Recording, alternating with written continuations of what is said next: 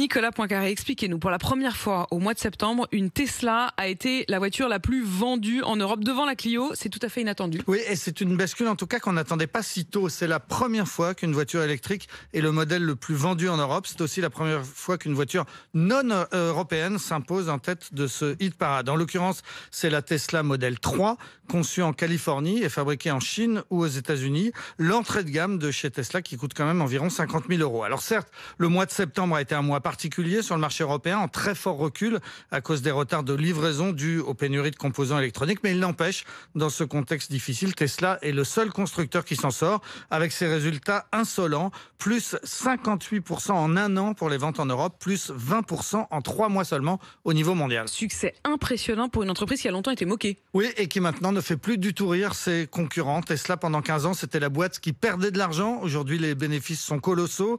Tesla était une entreprise à la taille presque artisanale qui fabriquait encore 400 000 voitures par an quand Renault en produisait 10 millions. Sauf que la production de Tesla a doublé en un an et devrait encore doubler rapidement avec l'ouverture de 2 nouvelles immenses usines, une à Berlin, l'autre au Texas. Cela portera à 4 les sites de production, 2 aux États-Unis, donc un à Shanghai et un en Allemagne, pour produire 4 modèles. Je ne sais pas si vous avez remarqué leur nom. Il y en a un qui s'appelle le S, le suivant c'est le modèle 3, mais ça s'écrit comme un E, le X et le Y. Si vous mettez tous ces modèles au bout, ça forme le mot sexy. C'est un message subliminal.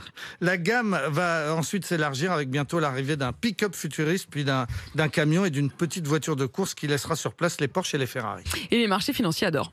C'est peu de le dire. En juillet 2020, la valeur boursière de Tesla avait dépassé celle de Toyota, ce qui était assez délirant. 6 mois plus tard, en décembre dernier, Tesla valait plus que ses 8 plus gros concurrents réunis, ce qui était encore plus délirant.